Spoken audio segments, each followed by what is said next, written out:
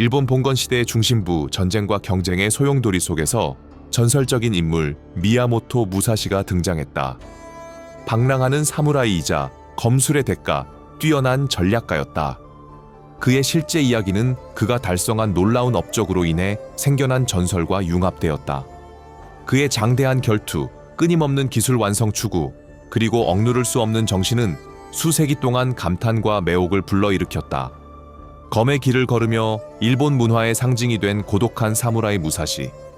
그러나 신화 뒤에 숨겨진 사람은 누구였을까? 상대방의 죽음을 통해 영광을 추구한 무자비한 결투사였을까? 아니면 검을 깨달음과 조화로 가는 길로 여긴 무도가이자 철학자였을까? 1984년의 일이었다. 일본은 영주들이 권력과 땅을 차지하기 위해 다투는 격동의 시기를 겪고 있었다. 이런 배경 속에서 조용한 미야모토 마을에서 위대한 운명을 타고난 소년이 태어났다. 그의 이름은 벤노스케였다. 하지만 아기의 탄생은 비극으로 얼룩졌다. 그의 어머니 오마사는 출산 합병증으로 쓰러져 갓난아기는 생애 초기부터 어머니 없는 상태로 남겨졌다. 어머니의 조기 상실은 벤노스케의 어린 시절에 깊은 영향을 미쳤다. 검술의 대가 미야모토 무니사이와 승려였던 삼촌의 손에 자란 그는 비극의 그림자 속에서 자라며 독립적인 정신과 깊은 고독감을 키웠다. 역경을 통해 젊은 그는 흔들리지 않는 내적 강인함과 결단력을 키웠다. 이러한 특성들이 그를 사무라이의 길로 이끌었고 우리가 아는 전설적인 인물 미야모토 무사시로 변모시켰다. 어머니의 애정을 빼앗긴 벤노스케는 아버지 미야모토 무니사이에게서 가혹한 스승을 발견했다. 뛰어난 검술과 지태 사용으로 잘 알려진 숙련된 사무라이였던 무니사이는 아들에게 전사의 길을 가르치는 데 헌신했다. 벤노스케는 어린 시절부터 전투에 대한 타고난 재능을 보여주었고 아버지에게 배운 기술을 빠르게 익혔다. 갈고리 모양의 철제 무기인 지태는 무니사이의 전문 분야가 되었고 젊은 벤노스케는 이를 능숙하게 다루는 법을 배우며 힘과 정확성을 결합한 독특한 전투 스타일을 발전시켰다. 하지만 벤노스케의 교육은 검술에만 국한되지 않았다. 그의 삼촌이자 불교 승려였던 도리는 그에게 자비, 정신적 훈련, 그리고 자기인식의 추구라는 가치를 심어주기 위해 끊임없이 노력했다. 그러나 다케조는 반항적인 소년이었다. 아버지와 아들의 관계는 존경과 반항의 혼합이었다. 더 많은 지식과 인정을 갈망했던 벤노스케는 무니사이의 가르침에 의문을 제기하며 전통을 넘어 자신의 전투 스타일을 형성하려고 했다. 무니사이는 전통주의자로서 아들의 대담함을 모욕으로 여겼다. 두 사람 사이의 논쟁은 점점 더 빈번해졌고 무니사이의 과도한 음주로 인해 이 충돌은 더욱 악화되었다. 결국 아버지와 아들 사이에 가슴 아픈 소원함이 생겨났다. 오해받는다고 느끼고 자신을 증명하고 싶어 했던 벤노스케는 집을 떠나 자신의 길을 가기로 결심했다. 그는 새로운 이름을 선택했는데 이는 독립의 상징이자 자신의 능력으로 인정받는 사무라이가 되겠다는 결의를 나타내는 것이었다. 벤노스케가 선택한 새로운 이름 다케조는 새로운 시작, 과거와의 단절, 그리고 영광스러운 미래를 향한 추구를 의미했다. 전통의 속박에서 벗어난 젊은 전사는 무기를 들고 흔들리지 않는 결단력으로 세상의 도전에 맞설 준비가 되어 있었다.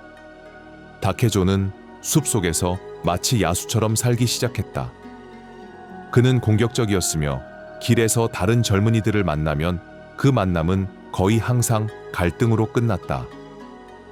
우월성을 증명하려는 불타는 열망에 자극받은 다케조는 싸움에 뛰어들며 자신의 기술을 시험하고 각 교전에서 배우는데 열중했다.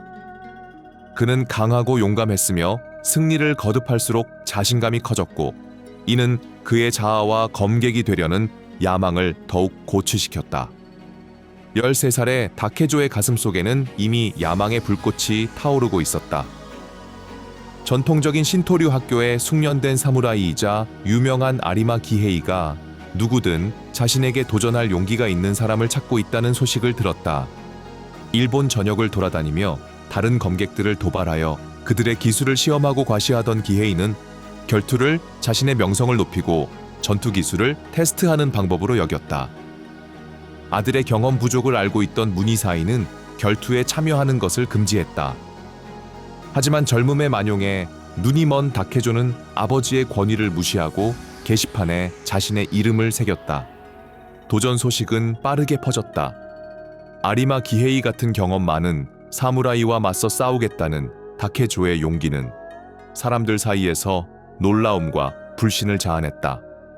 기헤이는 도전자가 13살 소년이라는 것을 알게 되자 소년의 승려 삼촌에게 접근했다. 그는 정해진 시간에 다케조가 나타나 자신의 어린애 같은 행동을 모든 사람 앞에서 사과해야 한다고 말했다. 승려는 소년과 이야기하겠다고 약속했지만 전색에 그 소년이 평범한 아이가 아니라고 경고했다. 그의 정신은 숲속 야수와 같았으며 산속 탱우와 함께 훈련했다는 소문이 있었다. 시간이 되었을 때 광장은 불공평한 대결을 목격하려는 관중들로 가득 찼다. 위험 있는 검은 옷을 입고 그의 카타나를 들고 전투장에 들어선 아리마 기헤이. 반면 단순한 옷차림의 나무로 만든 보켄을 든 다케조는 노련한 사무라이와 비교하여 연약하고 준비되지 않은 듯 보였다. 다윗과 골리앗의 싸움처럼 보였다. 다케조는 사과하러 온 것이 아니라 싸우러 왔다. 결투가 시작되었다. 아리마 기헤이는 강력한 찌르기로 무자비하게 공격하며 싸움을 빠르게 끝내길 바랐다. 어린 소년에게 굴욕을 당할 위험을 감수할 수 없었기 때문이었다. 그러나 다케조는 민첩하고 직관적이어서 그의 공격을 능숙하게 피하며 자신의 젊음과 속도를 무기로 삼았다. 그 후 젊은이는 놀라운 결단력과 맹렬함을 보여주었다. 무사시는 전력을 다해 기헤이를 공격하며 그의 상대를 놀라게 했다. 소년의 이토록 공격적인 전술을 예상하지 못한 기헤이는 급속히 방어로 몰렸다. 무사시는 그의 무기를 빼앗고 강력한 일격으로 기헤이의 머리에 심각한 부상을 입혔다. 결투는 아리마 기헤이가 머리 외상으로 사망하면서 끝이 났고, 이는 무사시가 처음으로 치명적인 전투에서 승리한 순간이었다. 이 승리는 훗날 무사시로 알려지게 될 젊은이의 거친 자아를 더욱 팽창시켰다. 이 결투는 무사시의 삶에 깊은 영향을 미쳤다. 훈련된 경험 많은 사무라이를 이긴 승리는 그의 능력에 대한 확신을 굳건히 했을 뿐 아니라 전설이 되는 길을 열었다. 그러나 다케조가 검객으로서의 실력을 증명하기 시작했음에도 불구하고 그는 여전히 숲속 악마의 정신을 지니고 있었다. 하지만 그의 내면의 야수를 길들이지 못한다면 그가 추구하는 위대함을 결코 달성할 수 없었을 것이다. 경험 많은 13세의 사무라이를 상대로 놀라운 첫 승리를 거둔 후 무사시, 본명 다케조의 이름은 재능 있는 젊은 검객으로 알려지기 시작했습니다. 그러나 그의 뻔뻔함과 오만함도 눈에 띄어 그가 가는 곳마다 적을 만들었습니다. 자존심 강하고 충동적인 다케조는 결코 싸움을 피하지 않았습니다. 그는 싸움을 자신의 기술을 연마하고 우월성을 입증하는 기회로 삼았으며 힘으로 존경을 얻으려 했습니다. 히라우쿠 주변의 골목과 빈터는 즉흥적인 결투의 무대가 되었고 그곳에서 다케조는 자신의 분노를 쏟아냈습니다. 그러나 어느 날 그는 붙잡혀 유명한 선불교 스님 다쿠안 소에게 넘겨졌습니다. 다쿠안은 포로들에게 그 야수 같은 영혼을 굴복시키겠다고 약속했습니다. 스님은 무사시를 나무가지에 묶어 매달았습니다. 젊은 무사시는 스님에게 격렬하게 소리치며 끔찍한 모욕과 위협을 퍼부었지만 다쿠아는 흔들리지 않고 이를 차분히 받아들였습니다. 다케조는 자신이 무력하고 굴욕적인 상황에 처했음을 깨달았습니다. 고요한 숲은 그의 외로움을 더욱 증폭시켰고 그는 자신의 내면의 악마들과 마주할 수밖에 없었습니다. 다케조는 나무에 묶인 채 3일을 보냈고 다쿠아는 때때로 그를 찾아왔습니다. 그러나 그를 풀어주려는 것이 아니라 질문과 가르침으로 그를 자극하려 했습니다. 다쿠아는 이렇게 말했습니다. 진정한 강함은 근육에만 있는 것이 아니라 마음에 있는 것이다. 검은 강력한 도구이지만 선과 악 어느 쪽으로도 사용될 수 있다. 진정한 사무라이는 파괴가 아니라 조화를 추구한다. 다케조는 나무에 묶였던 경험에 깊이 영향을 받았습니다. 그는 마침내 자신의 충동성이 가장 큰 약점이라는 것을 깨닫고 검의 달인이 되기 위해서는 자신의 분노를 억제해야 한다는 것을 이해했습니다. 이 경험은 다케조의 변화를 촉진하는 계기가 되었습니다. 그는 자신의 자만심과 충동성을 마주하며 인내, 전략, 그리고 자제의 중요성을 이해하기 시작했습니다. 그때부터 다쿠아는 다케조의 삶에서 등불 같은 존재가 되어 그를 의심과 갈등의 시기에서 이끌고 자기 개발의 여정에서 조언자가 되었습니다. 당시 일본은 변화의 기로에 서 있었습니다. 도요토미 가문과 도쿠가와 가문이 나라의 지배권을 두고 다투면서 매일 긴장감이 고조되었습니다. 전쟁 소문은 상인과 여행자들을 통해 마을로 퍼져나갔고 사무라이들은 검을 갈고 영주들은 병사를 모집하며 분위기는 기대와 두려움으로 가득했습니다. 젊은 나이에도 불구하고 다케조는 전쟁의 부름을 느꼈습니다. 전쟁은 더 큰 무대에서 자신의 가치를 증명할 기회였고 실제 전투에서 자신의 기술을 시험하며 그가 갈망하던 영광을 얻을 수 있는 기회였습니다. 그는 위대한 전사들의 이야기에 영감을 받았고 자신의 운명이 전쟁터에 있다고 믿었습니다. 그곳에서 그는 다른 사무라이들과 함께 싸우며 일본 역사에 자신의 흔적을 남길 수 있다고 생각했습니다. 다가오는 전쟁은 단순한 위협이 아니라 젊고 야망 넘치는 다케조에게 모험과 명성을 약속하는 기회였습니다. 세키가하라 전투는 불길한 폭풍처럼 다가오며 일본 봉건 사회의 기반을 뒤흔들 준비를 하고 있었다. 때는 1600년, 일본은 도요토미 가문과 도쿠가와 가문이 최고 권력을 두고 다투면서 분열되어 있었다. 한쪽에는 도요토미 히데요시의 아들이자 후계자인 히데요리가 이끄는 도요토미 가문이 있었고, 다른 쪽에는 일본을 자신의 소나귀에 넣으려는 교활하고 야심찬 영주 도쿠가와 이에야스가 있었다. 두 가문 사이의 긴장은 일본 전역의 사무라이와 영주들의 야망을 자극하며 점차 확대되었다. 이 시기는 동맹과 배신이 교차하는 혼란의 시대였으며 충성심은 칼끝에서 시험받았다. 자신의 가치를 증명하려는 강렬한 열망에 사로잡힌 타케조는 도요토미와 동맹을 맺은 서군에 합류하기로 결심했다. 그는 히데요리의 충성스러운 신하 중 한 명인 우키타 히데이에가 이끄는 신멘 가문의 깃발 아래에 입대했다. 신멘 가문은 용맹함과 전투 능력으로 유명했으며 타케조는 숙련된 전사들과 함께 싸워 전장에서 자신의 흔적을 남길 수 있는 기회로 여겼다. 타케조가 신멘 가문에 합류하기로 한 결정은 단순한 우연이 아니었다. 그는 충성심, 용기, 명예를 상징하는 지도자 우키타 히데이에에 대해 깊은 존경심을 느꼈다. 또한 그의 아버지와 같은 이름인 신멘이라는 가문의 이름은 그의 소속감을 강화시키며 더 큰 목적을 위해 싸우려는 열망을 키웠다. 세키가하라는 자신의 검술 실력을 세상에 보여주고 갈망하던 영광을 이룰 수 있는 이상적인 무대였다. 그는 자신의 운명이 일본의 운명과 불가분하게 얽혀 있으며 그의 거미나라의 미래를 형성할 것이라고 느꼈다. 이른 아침 태양이 채 떠오르기도 전에 두 군대는 세키가하라 평야에서 마주쳤다. 차가운 새벽 안개가 여전히 전장을 뒤덮고 있어 다가올 공포를 암시하는 유령 같은 분위기를 형성했다. 갑옷에 부딪히는 소리, 말의 울음소리, 지휘관들의 속삭이는 명령 소리만이 긴장감 넘치는 침묵을 깼다. 수많은 사무라이들 속에서 타케조는 자신의 심장이 거세게 뛰는 것을 느꼈다. 원초적이고 피할 수 없는 두려움이 그를 압도하려 했지만 그는 순수한 의지의 힘으로 이를 억눌렀다. 아드레날린이 그의 혈관을 통해 흐르며 그의 감각을 자극하고 전투에 대비하게 했다. 대포가 울부짖는 소리가 침묵을 깨고 철구를 하늘로 던지며 적군 속으로 폭발했다. 발밑에서 땅이 흔들리고 화약 연기가 안개와 뒤섞이며 전장을 가렸다.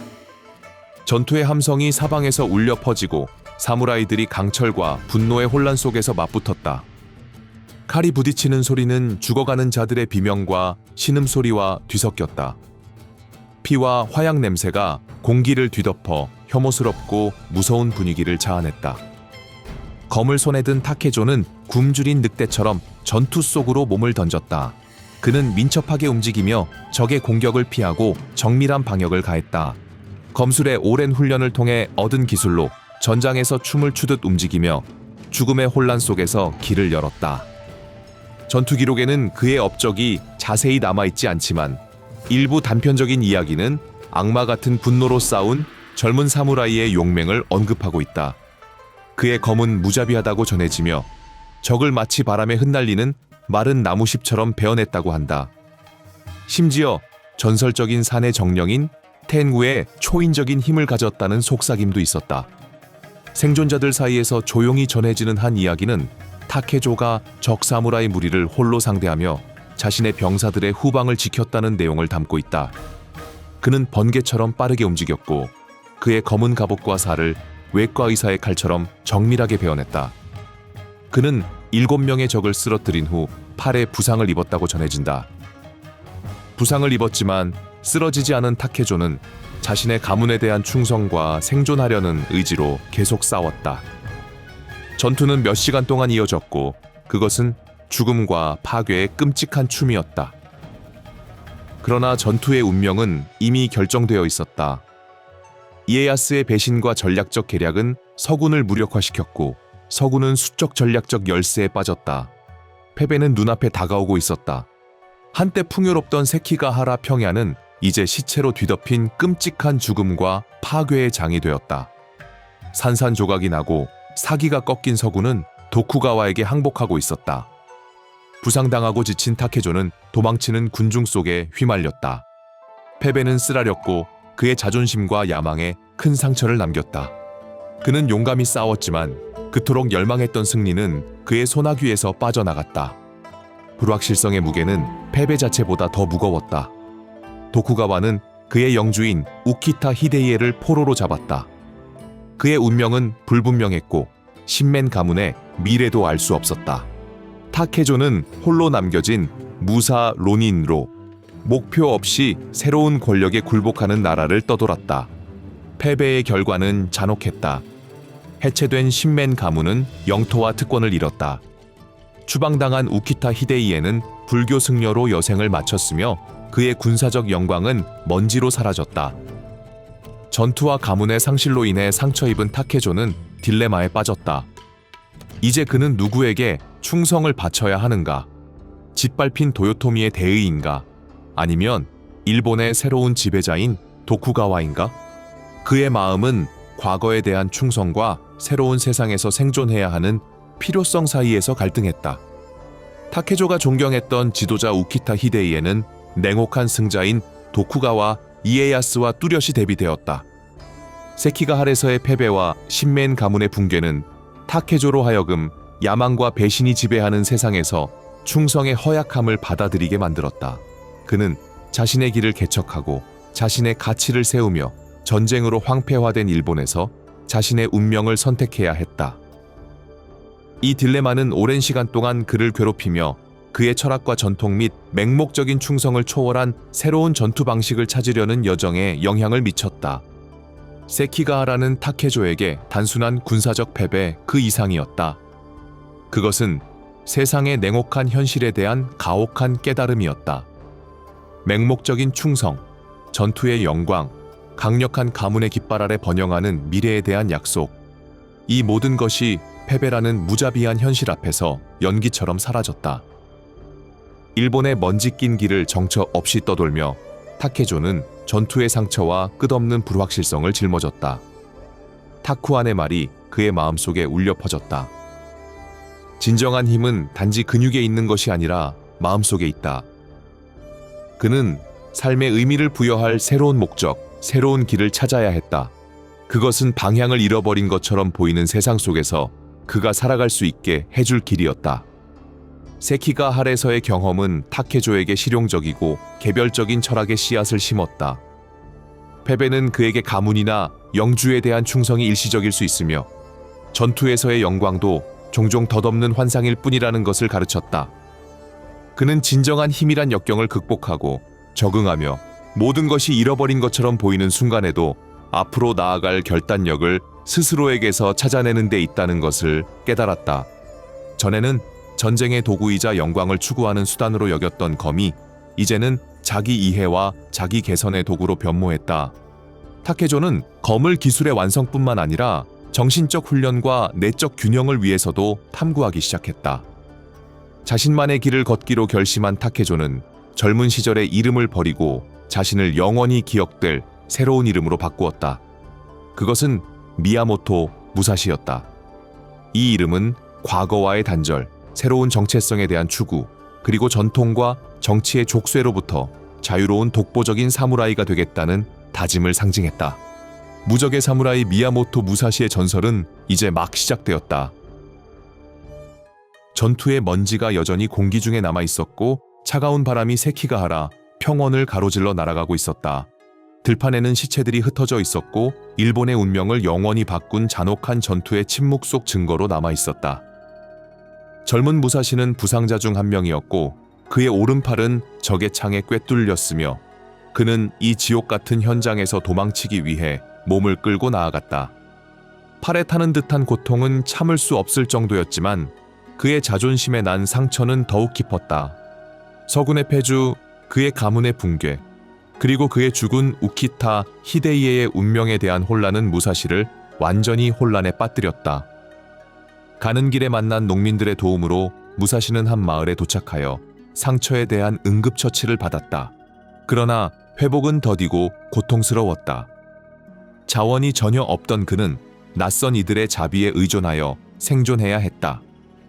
고뇌와 고립감에 빠진 무사시는 마을 외곽의 작은 오두막에 몸을 숨겼다. 고독과 지루함이 그의 가장 큰 적이 되었다. 그의 몸이 천천히 치유되는 동안 그의 마음은 불확실함과 수많은 질문에 괴로워했다. 이제 그는 무엇을 해야 할까? 도쿠가와가 지배하는 일본에서 그의 자리는 어디일까?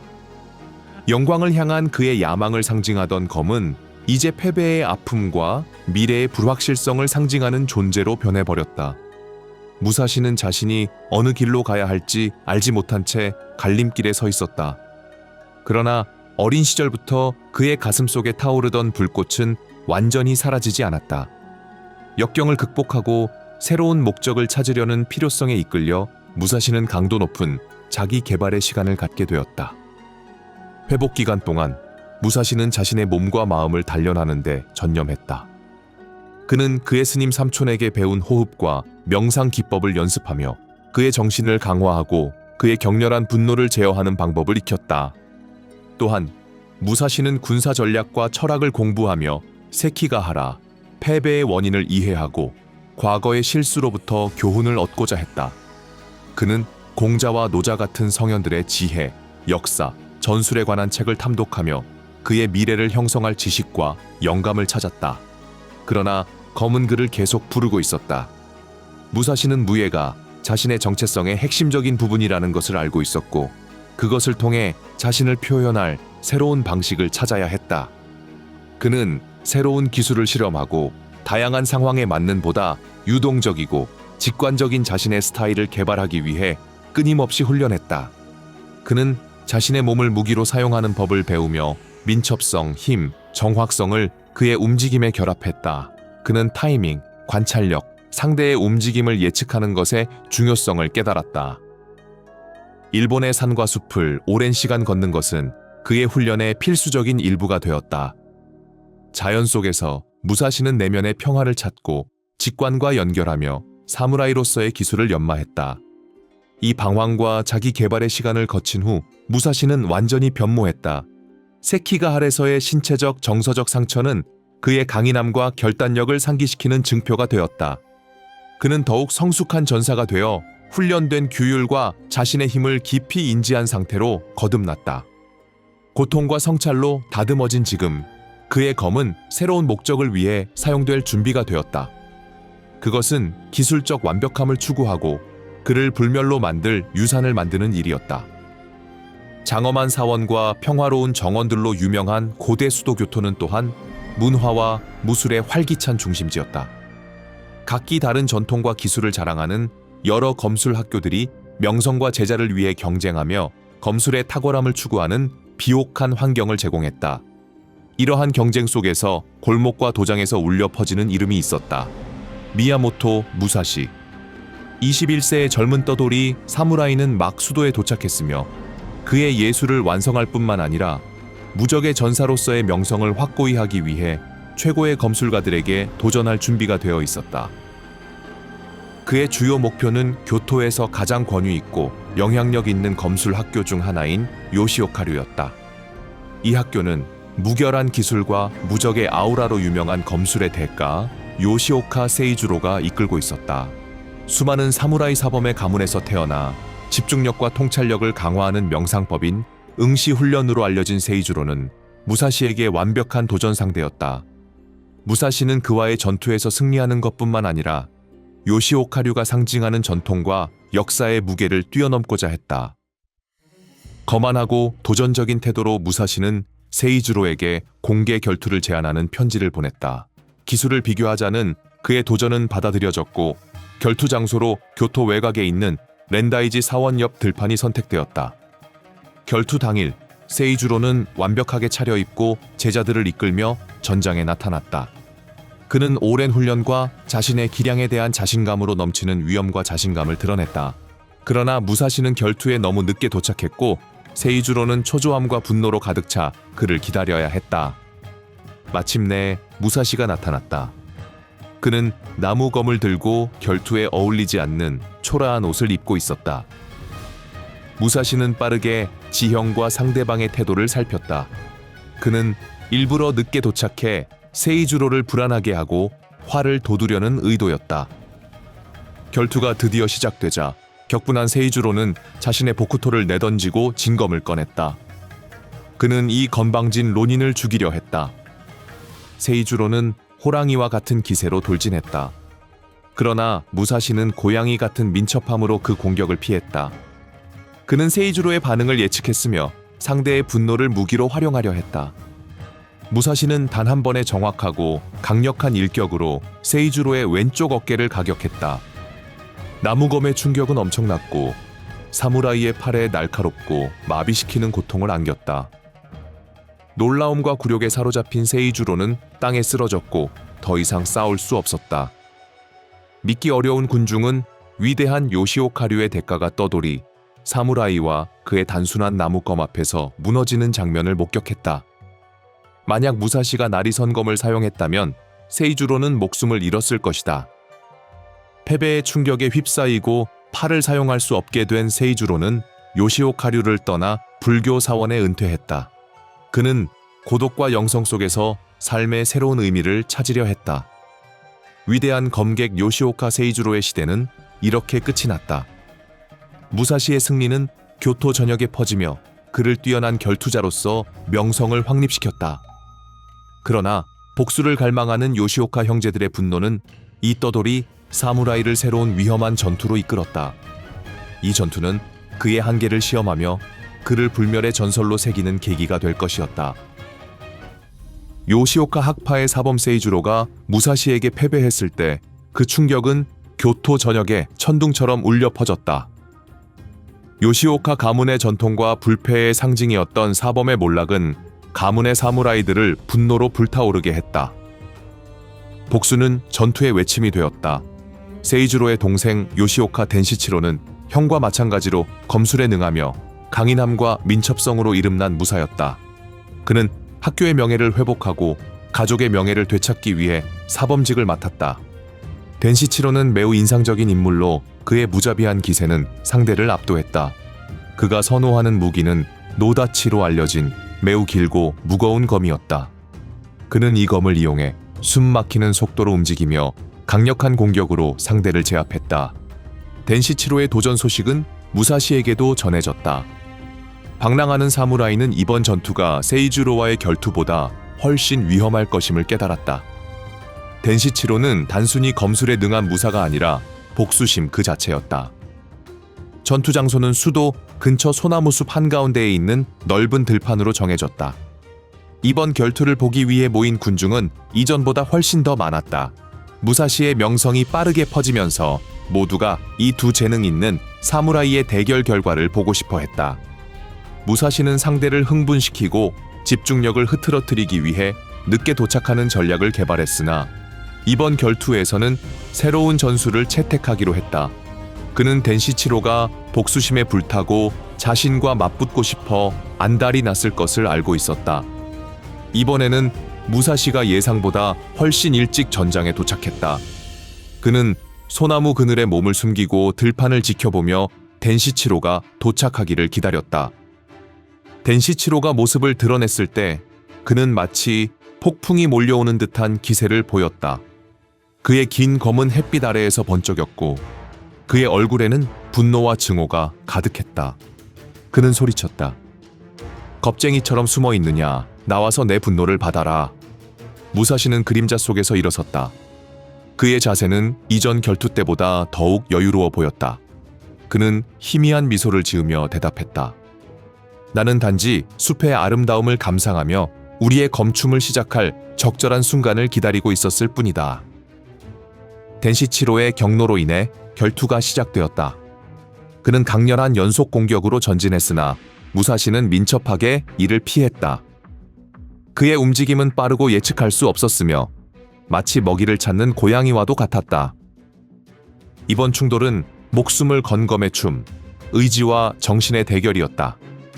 덴시치로가 움직일 때마다 무사시는 정확하고 맹렬한 방역으로 응수하며 요시오카 사범을 흔들고 그의 기술에서 드러나는 약점을 노출시켰다.